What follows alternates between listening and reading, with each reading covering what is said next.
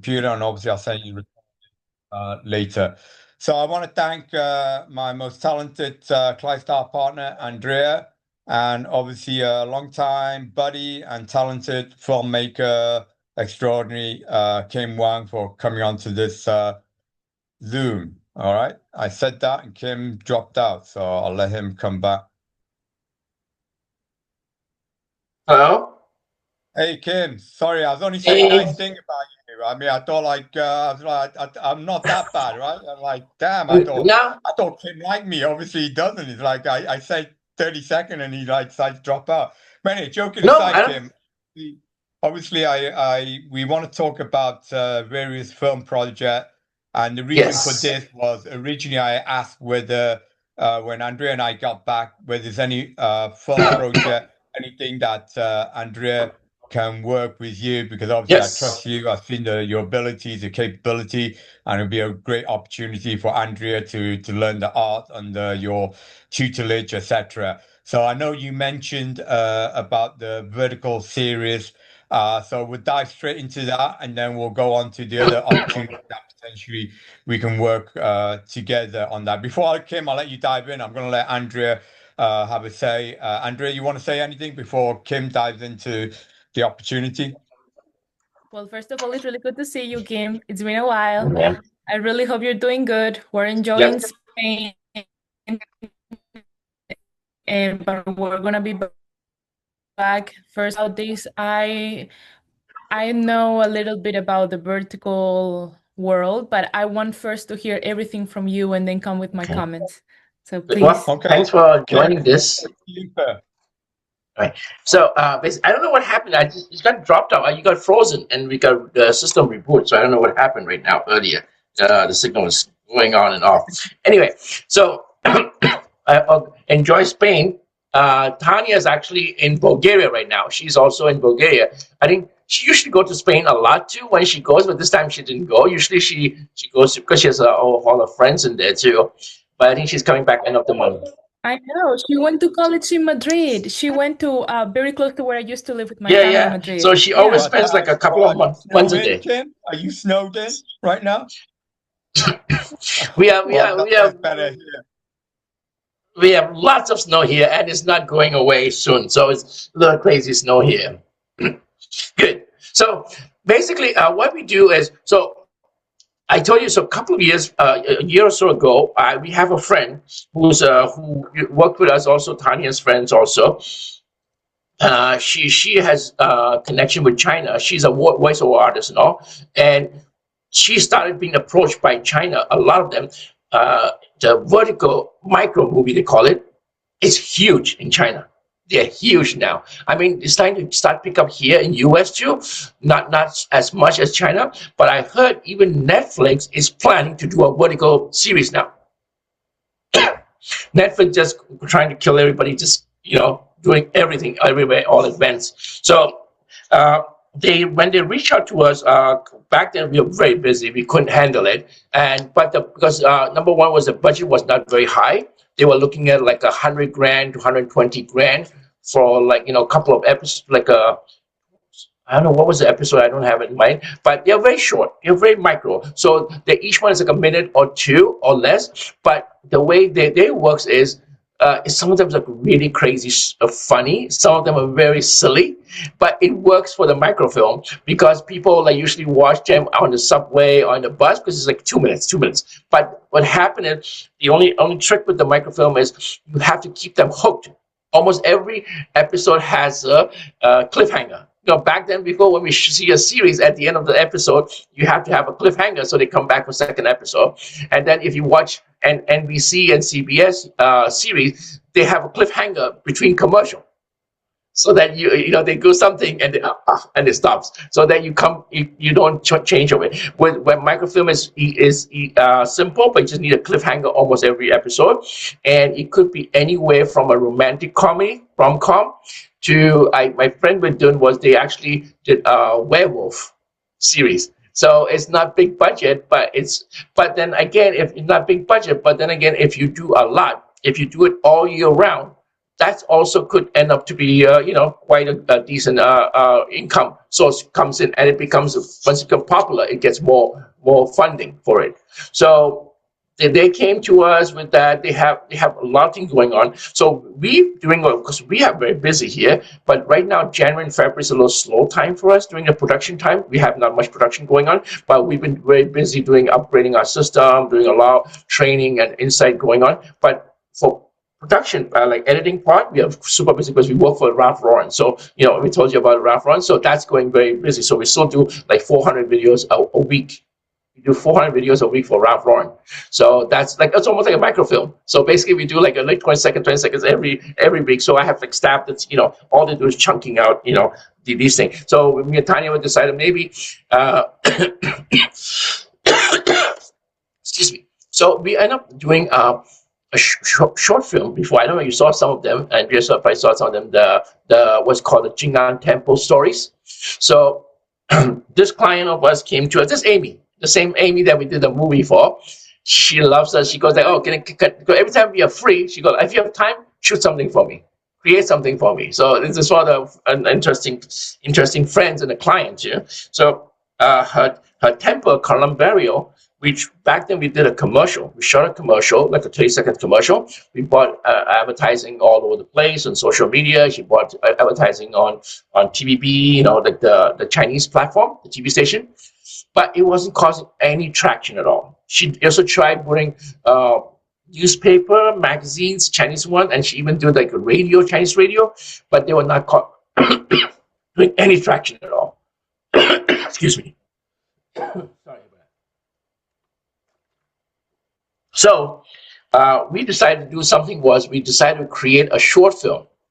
And what the short film does, it has, only message we have is like respect, like the movie. In the movie we talk about respect, the tradition, and care for the parents. So in a way, it's kind of ties up to the Columbarium towards the end.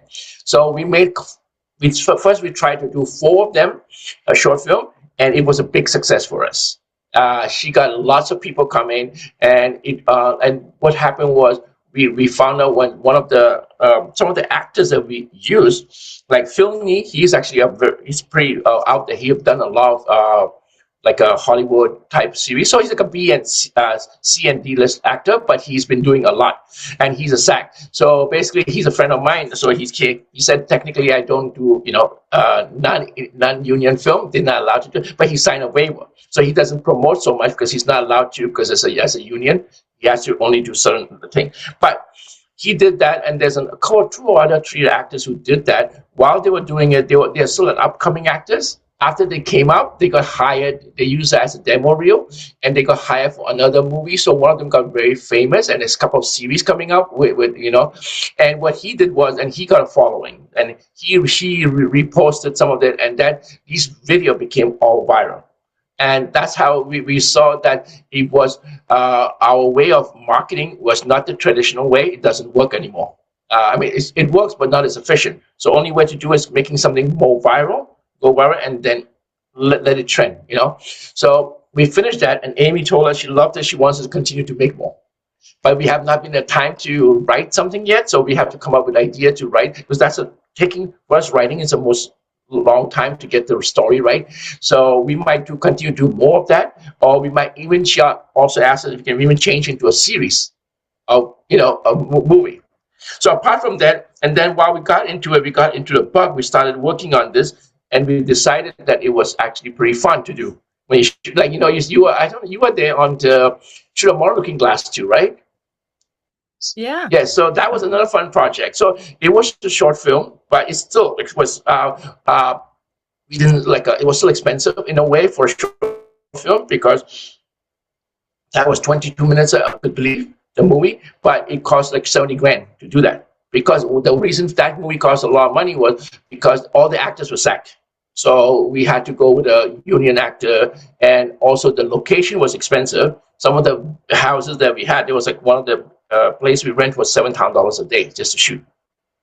So that's where the thing. But then we decided if we do vertical movie, it's something we could do. We have not put much hard into yet, but we definitely want to do. But if you guys were interested, maybe you can collaborate and join. We have to figure out where we can, get funding for that. Or if we have connection with China, we can also pitch to them, or we through another platform to try to market it. But if we do something like that, it could be something interesting, right? If something like for us to do something, Kim. First of all, yes. Do you need any special cameras, or do you just use an iPhone? Is it just as simple as using your iPhone? No, not iPhone.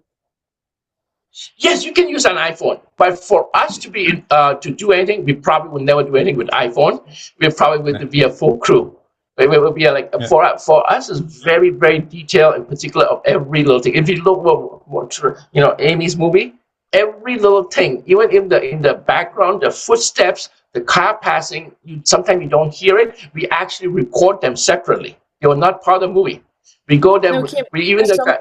Something that is very distinguished of all the projects that I've seen from you, which is like 3 or 4, is like you have very high cinematic quality. Like you care a lot about the cinematic quality, and I love that because that really enhances the final product. And what I know of the vertical world, like I have a friend, she's an actress, and she performs in these soap operas that is being made vertical. She even showed me that these things like Verticon exists, that is like a Comic-Con for just vertical content, and she's American, she's doing that here in America. Here in Spain, a group of young kids, filmmakers, became really viral because they record a thriller on a vertical format, right? They did it on train stations. It was a thriller, it wasn't like a soap opera, a whole different genre, but they did it very cinematically and they got a lot of media attention. That was years ago. So it is something that it's beginning, it's like a snowball going through a mountain, and that's becoming like an avalanche. And people right now spend more time looking at their phone screen than the TV screen. So it's definitely so part the of vertical is actually done in the editing, then the formatting. Yes. It's done in the formatting. So the question is, if we get the Chinese backers to back this, and we produce these series together, do we get continued residual royalty, or is it they just pay the $100,000 and they own everything, or do we actually get royalty? No, they don't. There's no loyalty. That's the drawback of this. Any streaming platform, nobody has any royalty. The only person who ever had royalty as Netflix, the only one movie they started doing right now is called The Rip, Matt Damon's movie. That one they had a special, like a one of a kind, never done before, where they get royalty. So that's the same thing with our thing. When we Chocolate Road, like we went to Netflix, we went to other places. So once you go there, they just give you a flat fee, and if it's hits, they take all the thing. If it's a flop, they take all the losses, but there's no loyalty. All right, so if we were to contract this out to China, then basically we just got to make sure that the money they pay us cover all the costs, right? Now, it has to cover the costs. If we say we make this $100,000 for China, are we then allowed to use the vertical for our own? So we put it onto other monetizing platform, our own, whether it's YouTube, Facebook, Instagram. So in principle, can we monetize it ourselves, since you said there's no royalty to it? So that's just our plan. That's what we did was we probably go back to the company who approached us before. So number thing is for like 125K, 250K we're talking about for a series, right? So for the whole entire season. So when we told them the only way we'll do that is either it's going to be like more on the higher end, 250K, then become exclusively. But if they do like 120K, 125K, then I will tell them, okay, you will have exclusive rights to all of China. Maybe other territory, you can name us, you can be, but we want to carve out the rights for US market or Western market. And then what we do is, we probably will do is just create a TikTok channel or a YouTube channel, and you can actually make good money. So for example, the beauty pageant that you come every year to see, right? So before, all 20 years, beauty pageant has a YouTube channel that never been monetized. What happened was, because we can't monetize it, because in the pageant, some of the girls perform the talent show, to copyright music, and once you have a copyright music, you have a strike, and you Yes. cannot monetize it all. And over the past 5 years, we decided to do the pageant on its own. We use original music, we license the music, but the part where we have the talent show, there's no rights to it. So then we decided one thing came out very interesting was we started making a smaller, shorter version. So we have one part where it's copyright, we don't monetize it, and the other one wanted. And we just started last month, late December, on the pageant channel, and even just one swimsuit, of course, swimsuit has more views than the celebrity video. That already is making about like $1,000 to $1,200 a month. We just started just for one video on YouTube alone. Yeah. So, I mean, what happened is once it becomes viral, it gets more, because right now it's not that viral. So we decided that formula works for us. So we make a shorter version, and then microfilm, the same thing. If you do a shorter one, then you have everybody views a few, or 10 cents or 1 cent, that adds up to it. No, Yeah. I think that is the way to go. We do partner with your Chinese entity, like you said, because obviously their main market is China, right? So they cover their Chinese market, and they allow us to cover US and the Western, maybe the English speaking market, and that's how we can then generate the residue. Now, in that 100,000, you say a series. The shorts are, like you said, a minute, 2 minutes. But how long is the series? How many hours is it in a series? Are we talking about 100, 2 minutes, or 1,000? What constitutes a series? It's between like 50 or 60 episodes. It's basically like a 1-2 hour movie. It's almost like a 2 hours movie or 1 hour now 90 minutes movie cut into small piece. So, but if you look at it on the point of view of 100 grand, it's not a lot of money in the world of production quality production, because you see that thing was 70 grand for 20 minutes. But if you're doing it, then what we can do is, the way we do is it all depends on the script anyway. If your script is a wide shot with lots of effect, it's expensive. But if you do everything in a couple of houses, you have rent a place and you shoot as much as you can, that's where you can also summarize. So yeah, definitely. And the beauty is, Chinese market, they're craving why they come and shoot here for 100 grand or 200 grand, but because they can do it a lot cheaper in China. It's a lot cheaper to do that in China. But what happened is, they say if they shoot something you have a couple of scenes that's outdoors, say near Brooklyn Bridge or near Times Square, that is a value, because for them it's Hollywood or Western production. It's like, it's different from our locally produced, So and then I also found out there was a lot of people, a lot of actors, like especially the more upcoming younger one, they are more interested. A lot of people come say, I want to be part of it, because they say, I want to jump on this trend because I see this is where it's going. So I think that's the way. So for example, if we can get if you or I, we can get into like a Chinese company who pay for the original production fee, right? So that none of us break even. Like we break even, we don't lose money. We haven't, but then we have carved out the market. There we continue to monetize on that. But what happens also, for example, if a lot of shows, I don't even realize, for example, one good example, Michelle, Michelle, who's a makeup artist before, and then there's also Mr. Beast. They all started as a YouTube channel. So actually, I don't know if you heard of Hall & Oates, the band from the 80s, very famous Hall & Oates from the movie Oh Here She Comes, She's a Man-Eater. So anyway, he has a very big in the 80s, right? Hall & Oates. So about 14 years ago, they hired us. They came to us and they approached us, right? They said they want to make a video of them, because they are from the 80s band. They're kind of faded, they're not making much, in the spotlight anymore, but he wants to do a comeback. So we all started with a very low budget, like a small, a camera and all. Eventually, then it became a big production, meaning we used to go there, and he has a house in upstate New York, right? So his own living room. So we will drive there for a whole day, but the production is really high end. We come to 12 cameras, a small chip in there. His living room, and it's separately a truck comes in with 25 plus guitar. So you can pick any guitar you want, like name brand, and there's mixing engineering comes in on a separate room. So anyway, what we do, he's smart. So Daryl Hall, if you get a chance, you can Google it, called Live from Daryl House. I produce those shows. So what he does is very smart. That was before even all this thing became huge. You know, all this viral. We were shooting in VHS format. You know, this not even 16:9 then. You know, analog format. He would invite people like CeeLo Green, Neon Tree, Jose Feliciano, which everybody know, you know, the one who sing Feliz Navidad.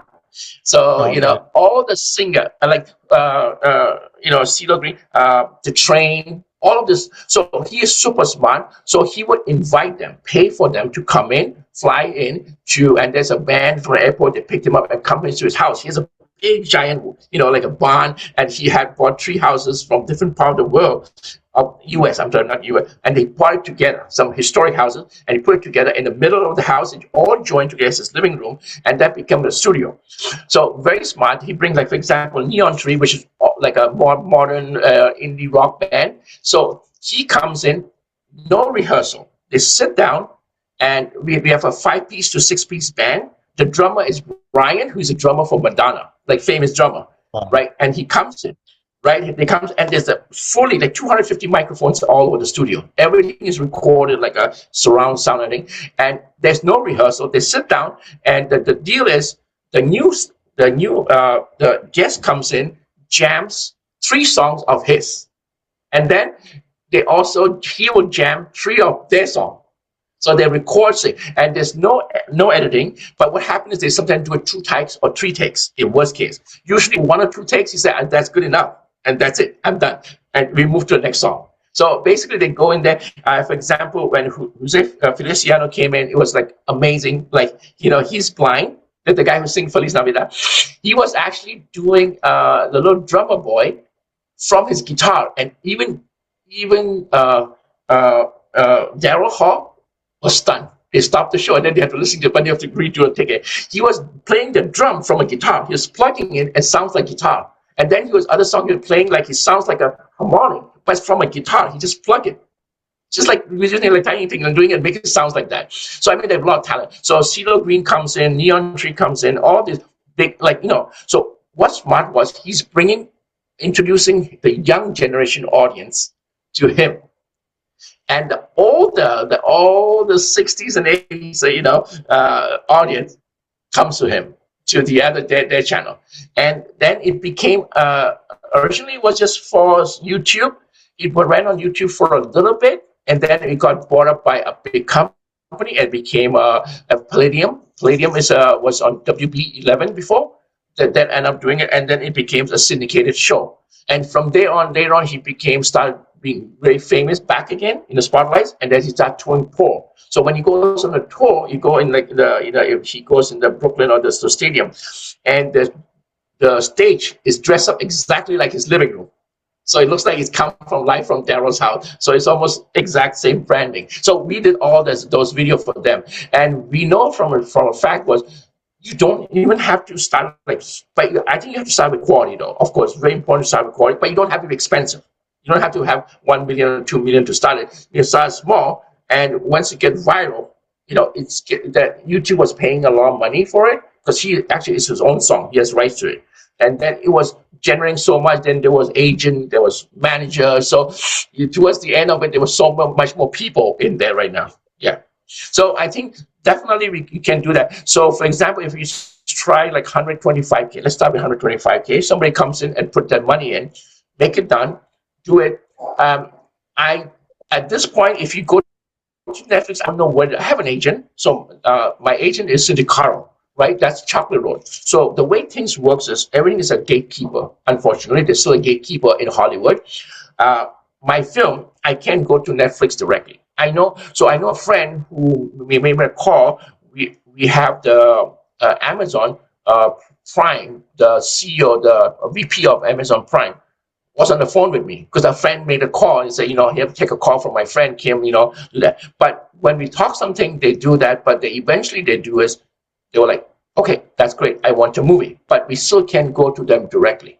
You still have to get to an agent a lawyer to do that. So meaning that the CEO will say, "Hey Kim, I love it so much. I trust you. Okay, I'm going to connect with you, Miranda, and she's going to take over." And Miranda comes and go, "You know what? I'll pay you this much money, but have your lawyer and have your agent contact us." How to do that? So that's where the way it works. So again, so I'm thinking like this. So Kim, so do you still have that contact to those Chinese that originally came to you? Are they the same group you're going to approach first to see whether they want to? Yes, I'm going to try to do that. I'm going to try to do that. But one of them came back to us before. They want to see like a synopsis of the what are you doing? What are we doing? You know, what's the story about? Right? They want to see that. And the second thing is they want to have like 5% to 10% editorial control. So meaning they will have some say in something onto it. So sometimes they will have to approve the script. But from my experience, usually the first 2 seasons of something, because they're worried, and also China has a lot of restriction. You can't say certain things. You can't make fun of certain things. So exactly. So assuming they approved the 125, and we agreed to all the terms that the 5% editorial control. They have rights to China. We have rights to the US. Etc.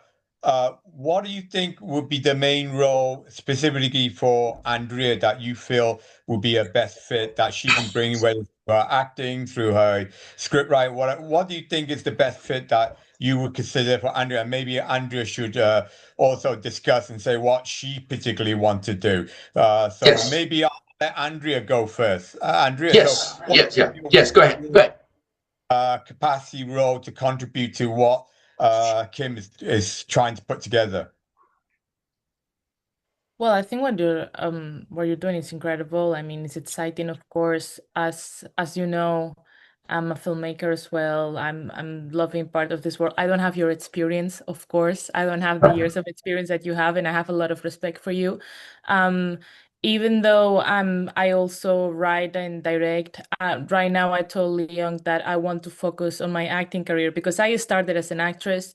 I did a lot of theater in Spain. I've done a little bit of in front of screen in the US, as you know, with Ecos TV. You see me with a camera, but I wanted to go back to that because that was my inner passion. That being said, I'm very curious because right now I've been, and maybe this is a different conversation that we should have, but right now I've been working on a script for a short film. That it's to me it's a short film with some sort of activism and some sort of hope. But maybe I don't know how interested you are in other scripts or script submissions or how open you are on things like that. So that might be a different conversation. But I told Leon that this year I wanted to focus back on my acting career. I got a little tired of editing and producing. It's a lot of hard work. It's heavy work, heavy duty. And that's why I have massive respect for the people that do it because I know what it's like. I wear all those shoes and I wear all those hats, and that's what I have massive respect. So that's basically it. All right. So Kim, listening to what Andrea specifically, what her talents are, but what her interest and desire are, what do you feel, Kim, would be that you bring in that through Andrea or even myself can help bring in, contribute? All right. Number one, everybody starts from somewhere. So don't say so if you're like, oh, I don't have experience, don't worry. It's nothing to do. Well, experience, yes, in a way, but I think in this business, passion is more important. Oh yeah. And if you see my crew, all my crew, we over the years we hired and we only keep our crew. So the way we see it, like $1 million light bulb. I might tell my crew, I mean, light bulb is one of the most important invention in the world. Without light bulb, none of this electronic iPhone will exist, right? The electronic light bulb. But I say, if your light bulb cost me $1 million to turn it on, I'm not going to use it.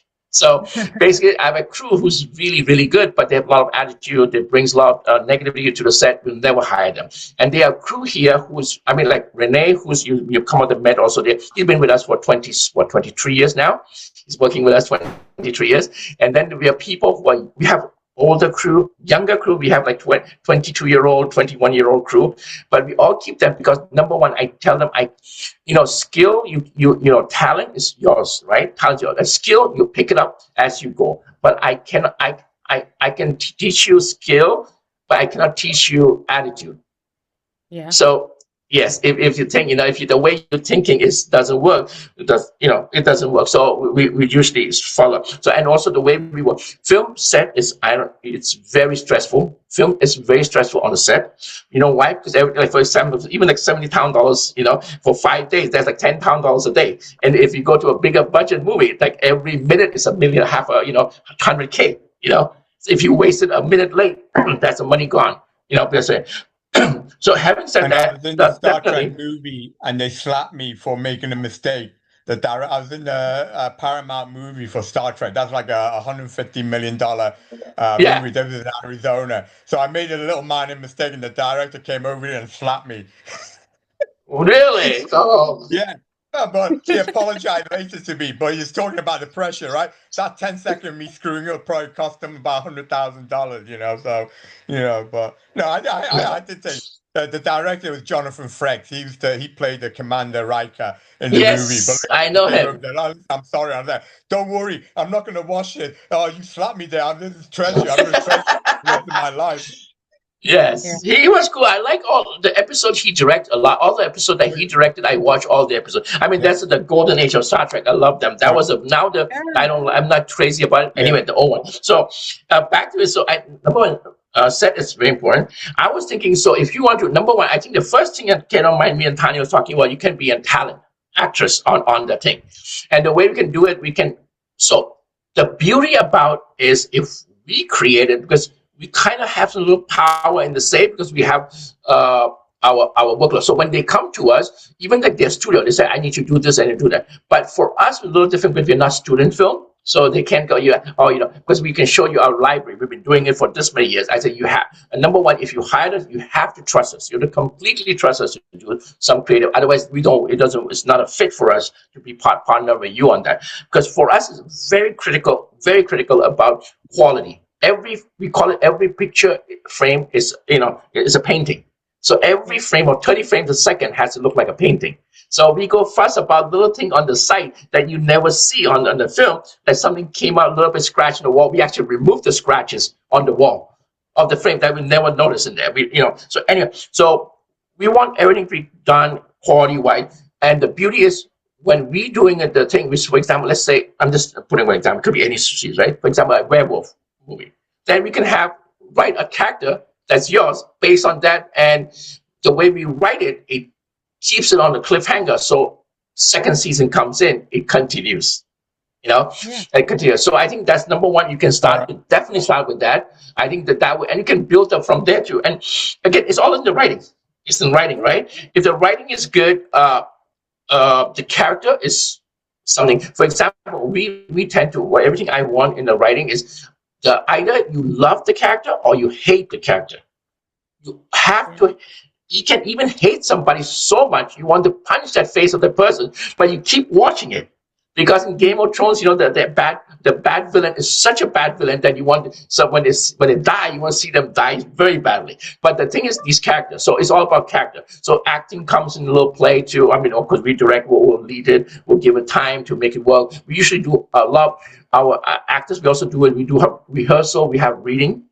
We also cast people based on not just on something that we like. We also have to see the matches and also the chemistry between the two. Like in the Through the Modern Looking Glass, we went to like lots of actors and actresses to make sure that we put them together to see that plays well with the husband and wife, the brother and sister. Does it work? And so we do that. So number one, I think you can do that. And over there, and also on the set, if you come with it, we tend to do. If we do it, we probably our request is. I think it has to be our crew, most of it, because I trust my crew to get, because it's such a thing, we get it done. It has to be very tight.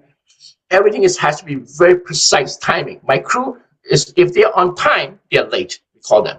If they're on time, they're late. You have to be there 15 minutes before your time, then you're on time. If you show up on time. I have an Asian husband. He makes me be everywhere 2 hours in advance. You know Yeah. what That's it's like good. to See? be an Asian Kim, man? well, Kim knows me. Like I said to you, I arrived like an hour, 2 hours Uh, early, one so hour not 15 early is minutes, being on an time. hour early. Like so, so don't At worry. least. Kim, bro, I'll make sure she's more than 15 minutes After early. 4 years That's for of sure. marriage, I'm training Yeah. punctuality. You can Yes. trust.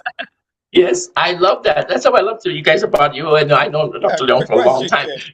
Do you Yeah. have a specific script in mind right now? The reason why I Mm. think I have a great idea for you. All right. So this is my proposal. Okay. Yes. As you know, I just recently wrote a synopsis and treatment on the follow-up to The Man Who Met God called The Family Who Met God. It's supposed to be a dramatized love story. The reason why I feel this could be a perfect fit is about a love story between my father, who came from China, met my mother who came from Singapore. They married and in poverty, and our family then emigrated to UK, where then they, worked in the fish and chip shop. We call it Chippy. So it's how a Chinese community from China, Singapore emigrated to England, not speak English, and helped build the British Empire. This was in the 60s, 70s. So that's when, the Beatles were, and the funny story, as I mentioned, my brother's Peter, but my mother wanted to name him Beatles, but she couldn't pronounce the word Beatles. So the midwife thought she was saying Peter. So luckily, because if he had the name Beatles Ying, people would be making fun of him for the rest of his life. So luckily, they thought he'd say Pete. So the reason why I think this was perfect is this, because obviously the main market is for China, because China's paying for it. So this could potentially be a great promotion for, oh, this is how the Chinese community helped build the British Empire. The fish and chip shop grew, a thing. This is what. And it's not controversial. It's not about activism, Yes. about things, because the China don't like activism. So even the title No. says the family who met God. It's not to do with God. Obviously, I found God, but it's about how my family grew up, working hard, and all the funny things, which obviously comedy, like my brothers Peter Ying, Beatles, and it also promoted. So I think this potentially could be a great storyline, which China could really fall in love with. Oh, this shows how a great Chinese entity helped build the British, all that greatness, and especially in this political time where they want to build bridges, etc. Now, the other reason I also say is, my original goal is to approach the Singapore art and culture for additional funding, because again, this is to promote Singapore. This is to promote culture. So I believe the Chinese and the Singapore government art and culture would be more than happy to support this, because I'm really promoting their, house. And again, back in the 60s, Singapore was very poor. It was just coming out of independence from the British colony. Singapore is super rich now. So this movie shows the upbringing. So the series could be created from the poor beginning of China and Singapore in the 60s to how they became a superpower, an economic powerhouse, which goes in line with my family emigrating to the UK first, and then for me and my sister emigrating to US. So this could be a continue, and the additional funding, which I can hopefully secure separately from Singapore, China, and this is the ridiculous. I'm even thinking of approaching Fenway Football Club. The reason why, Fenway Sports Club are the owners of Liverpool Football Club. Back in the 60s, Liverpool was a second-rate football team. They're now a global superpower like Real Madrid, Barcelona. You'll hear Liverpool, you'll never walk alone. So back then, the 60s was just like Singapore, China. Liverpool was a second-rate club. So I grew up in that time when Singapore was poor, China was poor, Liverpool was a second-rate city, Liverpool was average, and so my family grew up in that time, grew up with the Beatles, grew up with Liverpool, and that's my. I'm going to approach Fenway. So listen, this will help promote the story, put up a great picture on the history of Liverpool Football Club, and to Fenway Football Club, which owned billions and billions of dollars. A couple of million thrown our way is probably nothing for them. So that, I believe, is a potentially great story, which I believe we could pitch together for this, and I think would be a great. And like I said to you, along with the 120 that you'll hopefully get from China, I will pursue other funding avenues with Singapore, with China, with Fenway Cup, with other finances that will support this enterprise. So anyway, I just wanted your thoughts on that, Kim. I think that's a great idea. Number one, I think it's a great idea because, like I said, we have not put like 400% onto it to pitch to flesh out idea. We probably will do. So what happened? Because all year round we are busy, right? And this January and February we are a little slow. This is the first time we are a little slow. But what happened? We were so happy we were a little slow because we took a time to take a breather and we recharge ourselves, and we were like doing a lot of things. And then we decided like here, that's why we want to do it. So we probably gonna go like maybe next end of this month or early next month. We're gonna start thinking about different stories. Number one, your stories, your parents' story can definitely work. The only thing I do have a question is because you may have for this version, or you save it for something else later on. Why? Because this version, if it's the 60s and 70s and in England, right? You said it's England was mostly. So Correct. that becomes a little bit expensive if it's a period.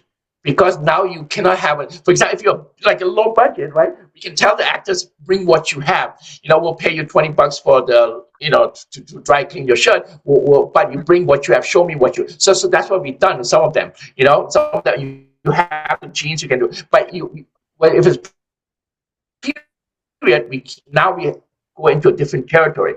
Now the production designer has to go shop for it now. Now the TV and the background doesn't work anymore. Now we have to go rent the old, props to put in the background. So if you can modify that to a little modernized and correct. What you just to said, New York modernized, setting, because same the story, vertical one, same. like for example, for the vertical one, I think because my mother is very beautiful. If you see her thing, right?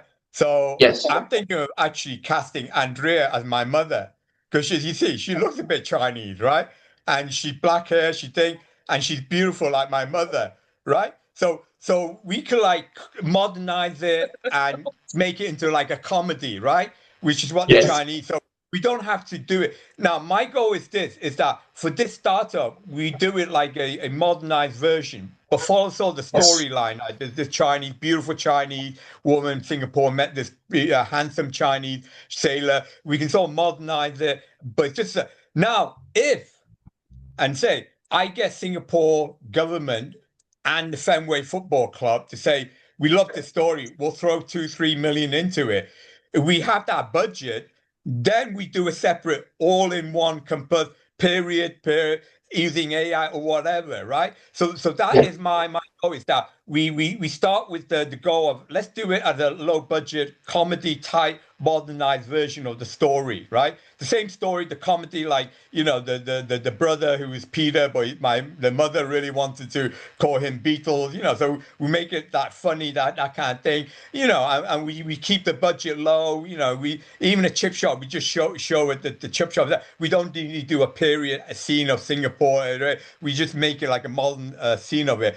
But then when I approach the thing and we get the big budget from securing this, which is my responsibility, and I can secure the big budget, then we can either drop the vertical, which I don't go, let's do it. Then we can then say, well, let's make a full feature movie out of this, right? So that way we can turn vertical that we do, and then we turn this into a big movie project. So that is how I imagine it. Is that for the first vertical, we modernize it, we make it a comedian. Like I say, I have Andrea play my beautiful mother in that role, and we'll do it in that. But I'll go after the big budget money, and I'm talking about maybe 1-2 million. If we can get 5 million, fantastic. Because then we can do. If we don't get that 5 million, then we have to do what you've done, which is doable. We use AI to create the period scenes in Singapore, the period scenes in Liverpool. But you've done that, so I know that's doable. But if we can get the 5 million, then maybe we'll build a proper set and make it realistic or whatever. Okay, so is that idea sounds great?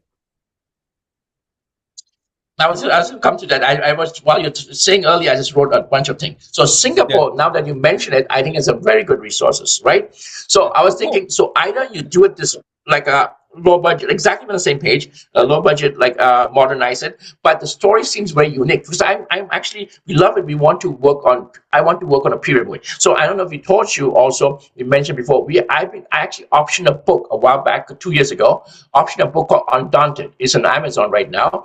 She was actually there. The author flew in from Texas. She was originally from LA. So this is a Vietnamese girl who grew up very sad life. Her life story is like, it makes you cry every time you read the book. So during the war, she was abused by, she lost her dad, the uncle raped her, lot of crazy stupid thing, and the parents, and like but the girl was very positive, very positive. There's a little bit of a Christian element of God in there, a little bit, but not because she believed, that the angel was always protecting her in an accident, she would not die, and but anyway. So it's a very tragedy all throughout the life, and eventually she meets a U.S. Soldier who went there during the war, married him, comes to U.S. She became one of the big major in the U.S. Air Force. So she's retired now. So her book. So what we did was, the way we did was, we optioned the book for it. I have 5 years option for it. Basically, I paid her money to hold the book for us for 5 years. If I don't get the money, and then she can go back and pitch to somebody else. So now it's almost already 2.5 years already. I wasn't able to raise because the difference was, this was too ambitious for us, because that movie was looking at $12 million budget, and I had wanted to have Michelle Yeoh, which I kind of talked to indirectly. She was interested in playing the mom role. She said we can't afford her to play the whole role. Like, so in Chocolate Road, I actually had Michelle Yeoh in mind to do the voice of God, the narration. So when I talked to her, she's like, I don't care. She's like, Kim, I told her, I said, I don't have a lot of budget. I know it's probably feel free to say no. I just want, but when I say I'll make it easy for you, I'm going to record, to make the movie, write all the voiceover with a temp track, with a temporary voiceover artist. Back then there was AI voice not there. Then once you're done, I'll fly to you. She was shooting Star Trek Voyage series, her own series, the top secret. She said, I'll tell you a place, come to where I'm shooting. Yeah, Discovery. I come where you are. You have bring in the studio. They have a big car. You rent a big car, portable recording studio. In between the set, I'll tell you how many hours I have. I'll do in 5 hours. Maybe. And she goes like, I don't need a lot of money. She said, I'm very rich. She said, because her husband is a Ford, the multi-billionaire. I said, Kim, if I like you, I'll do it. Wicked? Didn't she just Wicked? Michelle Yeoh? Didn't she? Michelle Yeoh, like, wasn't she on Wicked? Yes. She's on so many plays now. She's on so many plays right now. She's like bumped right now. She's everywhere. Yeah, and she was a James Bond. She's a Bond girl. She's the first Chinese to win an Oscar. First Asian. Yeah. She's the first Asian to win an Oscar. She's very nice. She's very nice. Yeah. She's very nice to me. And Kim, when I spoke, she would be a perfect role for my grandmother. Yes, seriously. Exactly. That was just going to come to that. Would be the perfect fit. I'll send you. Kim, I think this is. So I'm going to say, I don't say, but I think this potentially could be a great thing. The Family Who Met God. I'm going to send you a thing. I can, but like I said to you, I'll follow through with the other funding avenue. So I think we can make this into a full movie with a 2 million using AI with the period thing, or 4 or 5 million to make it. And the main scenes will be in Singapore and the UK. Basically, those are the two main location shoot to follow my history. Maybe a quick scene from my father, who was an import. An import is the main seaport, as you know, in Shanghai. That's where all the Chinese seafarers went from. So we could have a quick scene in China as well. But this could be absolutely let's. I think if this is agreeable, let's move forward on it. Let's pitch it first as a short, modernized version for the vertical. We use that as a vertical where Andrea can play my beautiful mother. In a comedic We'll make it funny, enterprising about, like I said, my brother, how he's named Peter from Beatles. So we make it very, very funny, very, very interesting. How the Chinese helped build the British Empire, If and you then ask me, right? I think something very beautiful about the Asian culture is how much I care about their family and how family is the Oh, most absolutely. important It's all thing. family Yes. So oriented. That's what I'm if saying. we That's promote why I it as think that will be a the Chinese beautiful culture being for this China and beautiful Singapore as family well. unit, Yeah, I it's all think about the family, that's a right? positive message All about right. Well, the Kim, culture. so yeah, you have something to say, Kim? Yeah, so I think no, so definitely going forward. So I was just telling you about Andante was trying to get you where I was trying Yeah. to move set what this was, for example. So like raising 12 million was not easy. We raised like 3 million. Right now we just put it in an escrow, it's just waiting for it. So I don't think that could happen, $12 million, because it's expensive, because I have Michelle Yeoh to play grandmother, and I talked to her. She was gonna cost me like $1 million. But I'm not using her for every day. I'm just going to use her for 5 days only. I'm going to go by a day rate. So I'm going to shoot every scene of her in that 5 days. So make every scene that, because you don't have to shoot in a linear fashion. Yeah. Just whatever. Understand.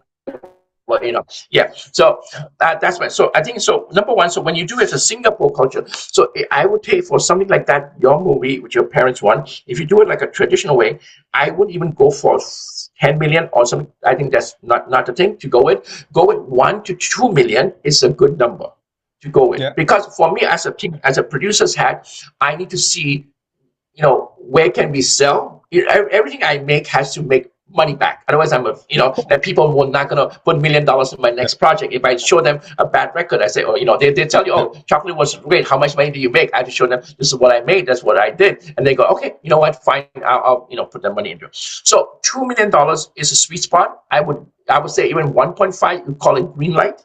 So meaning you target for 2 million, but once you reach 1.5, you can decide, hey, you know what, I'm going to wait a few more months to see if I can get 2 million or not. If not, you can say, you know what, pull the plug, we're going to green light this, and we're going to execute this at 1.5.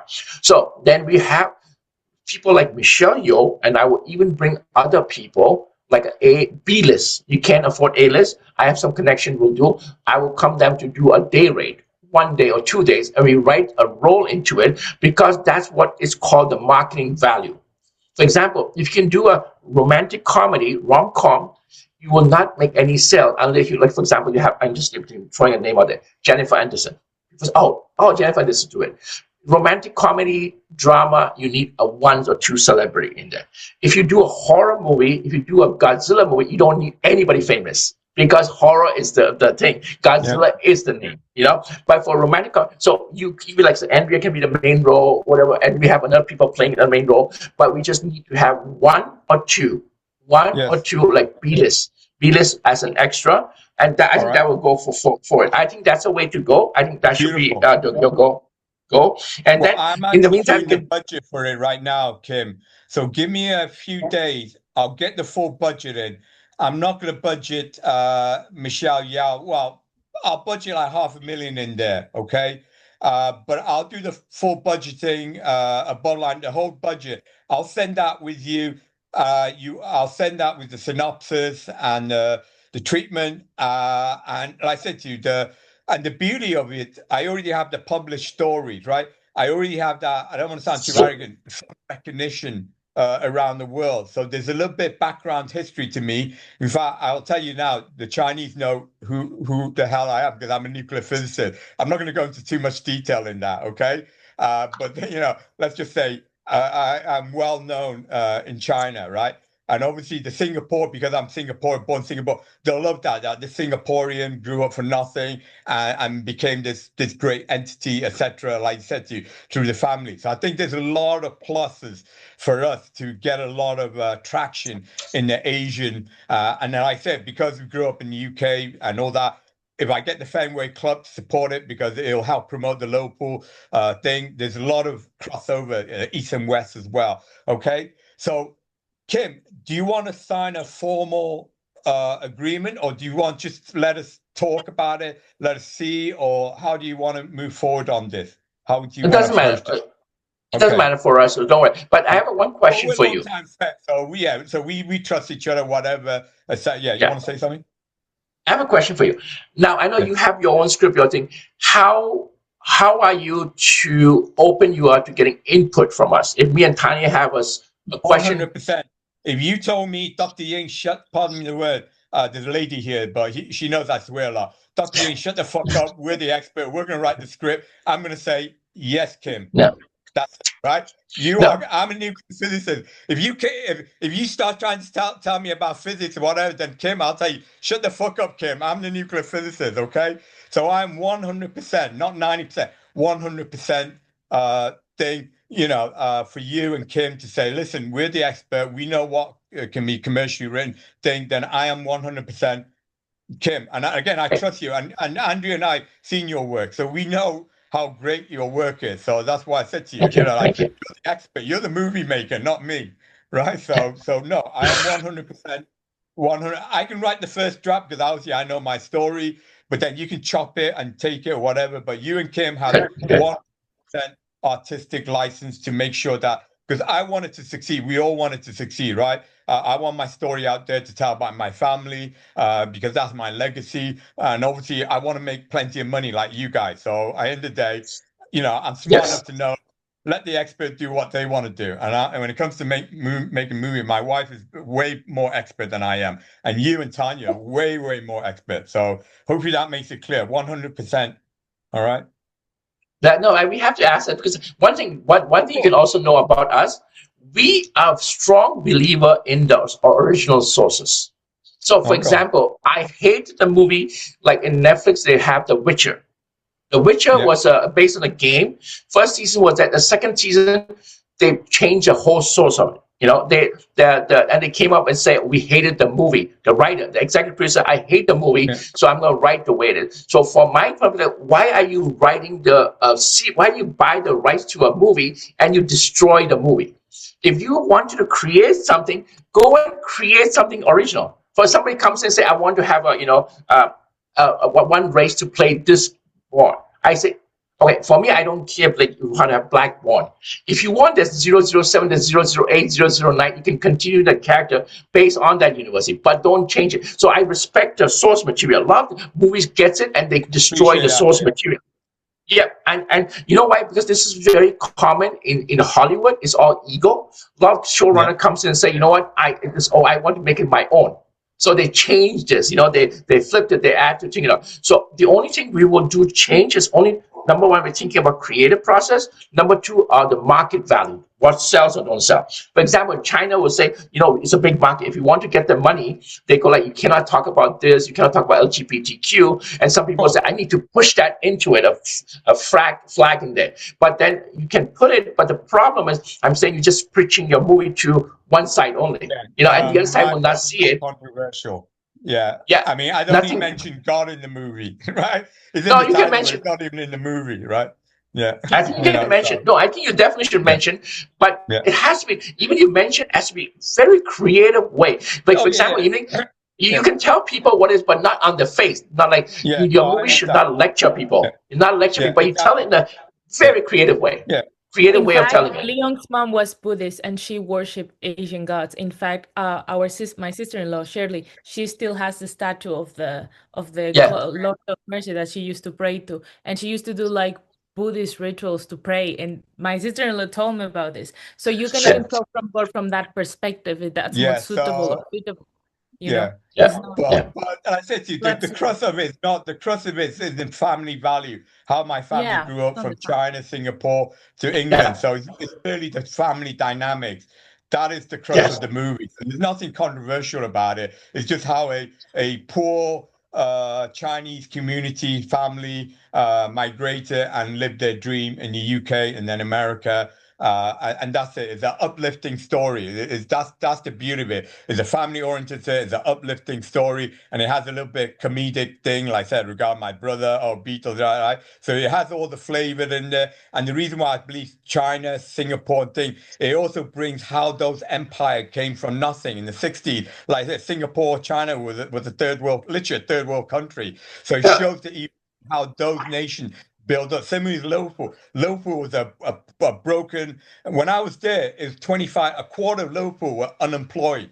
That's how poor Liverpool was. It was literally, and then Liverpool this pie with the Beatles, with the football. Now Liverpool, yeah, but it's an affluent side. So that's what I'm saying. It's an uplifting story for everyone, and that's why I feel it's just a perfect storyline to pitch. The minimum controversiality or uplift. It's literally the modern day Disney movie, right? The Disney movie, Yeah. how the good guy beat the bad guy and go off into the sunset with the heroine princess and lived happily ever after. That's literally the Yes. storyline, right? So it's a Yes. perfect fit all around. Perfect. So no, Perfect. thank No, you, and Jim. I also, yeah, appreciate when you you. mentioned the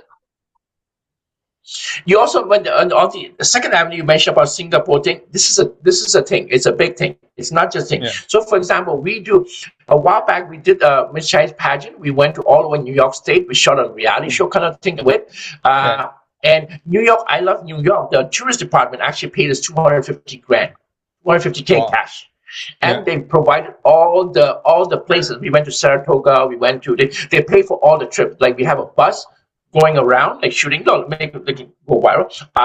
So it's a big thing because you're promoting New York City. That was back then the whole, I think Cuomo administration were doing that. So I love New York, the thing. So same thing with Singapore. I think that's probably there will be something in the cultural Yeah, promotion. absolutely. Yeah, Yeah, that's so. I'm glad. So I'm going to send this. I'm going to prepare the budget as well. Give me a couple of yeah, days to finalize that. So you'll like to have a budget that you can look at.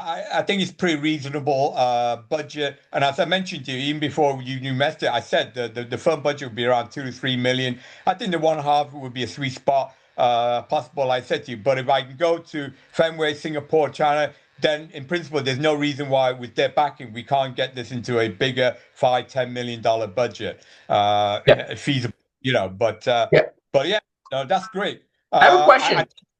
How did you come up to 3 million, 2-3 million? How did you came up to that 2-3 million, that number? Well, most of it is location shoot, right? I've been in the various movies, small budget movie, independent movie like Dragon Squad. The movie that Andrea made is the Man Who Made God. I mean, that was shot over various scenes, and I pretty much paid for all that out of my Yes. pocket, right? But that was over 10 years, right? So it Right, wasn't right. like a thing. So I sort of know how much it cost me to take a film crew. Most of the offsite shooting was in Arizona, so it wasn't anywhere exotic. But there was minimum use of the scenes in Arizona, but that still cost me money to do the initial filming.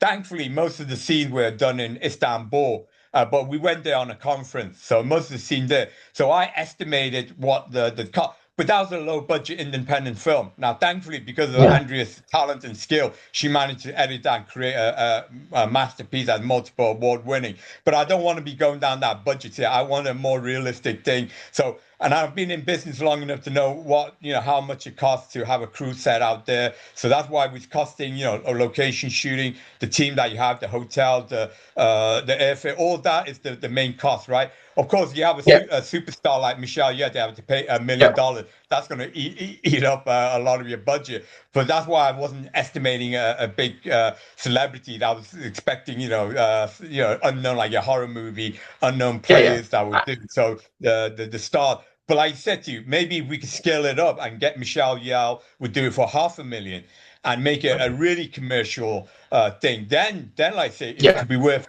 But that's what I'm saying. I'm going to budget not on a big star, but you can add the big star onto there, and that's where I came like $2 to $3 million Yes. Yeah. as a fair get. The two main locations shoot will be, as I said, Singapore and UK, and that will be the main cost. Will be the location shoot. Singapore is probably the least. Yep. Singapore will be dabbling into the youth. So I imagine, a 2-3 weeks film shoot will cover most of Singapore. UK is the main scene. That's where most of my family grew up. So China, we do a little Yes. bit on my. That could literally be just a 2 or 3 day shoot. My father, going off onto a ship and sailing off, and that's it. So it'd be a quick scene. You could even do that AI, to be honest with you, right? But if you want to do location, Yeah. Singapore at Yeah. least 2 to 3 weeks but UK will be where the most of the filming will be done. So that could be a couple of months of location shoot. So that will be where the main budgeting is, and most of that shoot will be in Liverpool because that's where my family, and we'll tie into the football club. or tie it into the Beatles, the history, that kind of thing. So that is where I come in. But you'll see where my budget estimate will come from. Okay. So the thing is, so I think I would definitely at this moment, I would say target no more than 2 million. But I know we would like to go up a little bit because once you make this movie successful, you do a $2 million movie and you make 4 million out of it or 3 million out of it, and you get your investor back the money. I guarantee you the next movie you go to them for 10 million, 15, 20 million is not going to be as difficult at all to get that money. So I think we'll do. I don't think I'm going to live long enough to make too much movie. This movie is for my family-owned legacy, right? I mean, of course. I mean, the big movie, as you know, what I talk about is Clive Star the movie. I want that made as $200 million movie. My goal is to make myself super famous, all that stuff, blah, blah, blah. And the Clive Star the movie is based on the mathematics as well. So I want to make people, so the caveat in that is this crazy scientist has a scientific theory that can win him the Nobel Prize. It's prophesized in Torah. As you know, the big movie Hollywood is still controlled by, the Jewish community. And that's why I've been pushing that Clive Star is prophesied in the Torah, and that has been responsive. I have actually a lot of Jewish community that actually believe in because they don't have to believe, they can get the software and look at the Torah, and they've seen that. So that is why I declare that. That's something that I want to bring you on board, because obviously Clydesdale belongs to my wife and me. So moving forward, if we partner on this, I'll get you involved as a co-producer through Andrea's Production Beyond production team that will control Clydesdale the movie. But that will be a separate entity. So my goal is just to make this family movie, to respect my family, and that's all I care about. Obviously, commercial set, fine.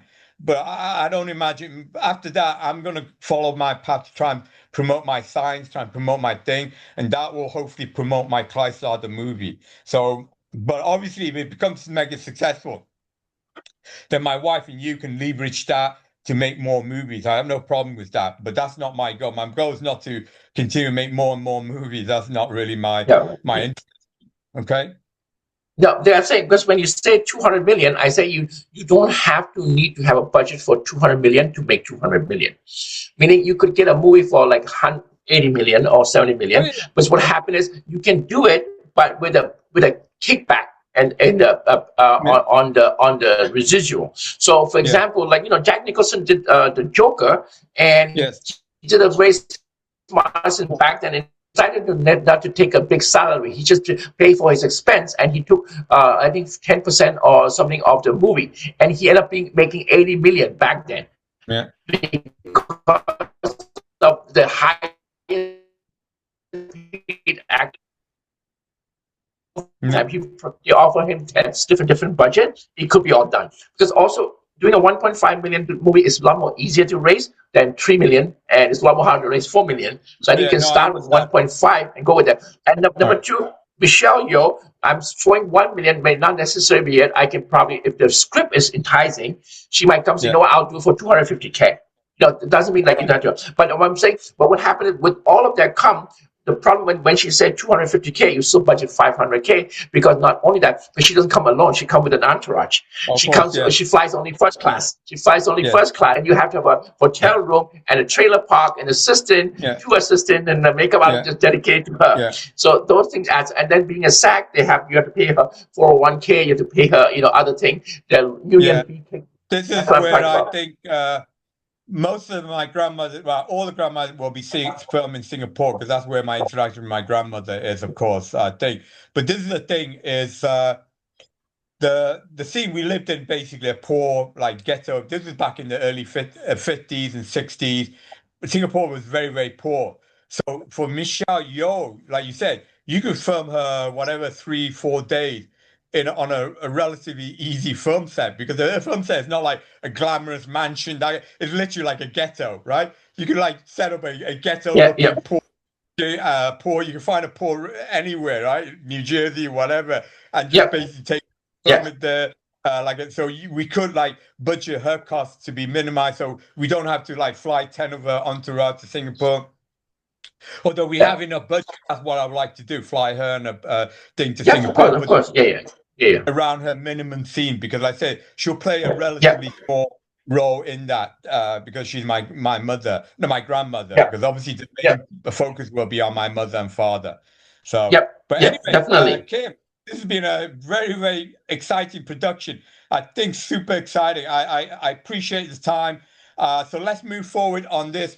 The Family Who Met I lost God, you. both vertical series, and also the documentary, the $1.5–2 million movie that we'll potentially work together on. So, Andrea, want to finish off before I came up the last word, Andrea? No, Kim, thank you very much for the conversation and your time, of course. It was nice seeing you again, and we'll be talking more for sure. We'll be talking definitely. Yeah, definitely. Yeah, for sure. Yeah, we'll keep in touch on it. And I mean, it's good if you can get something. So basically what happened, the thing is, we're very, very busy all year round, and now it's perfect timing because right now we have lots of like old client that we also work on too, and there's other project that we have in mind that's gonna go, but we have not put a calendar up yet for all the project. We just have a bunch of tongue on the boat right now. We didn't start putting in calendar.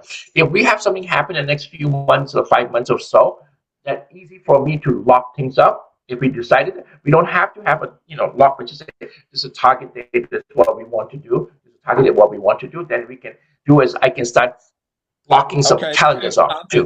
Get the synopsis, the treatment, and the budget by the end of today.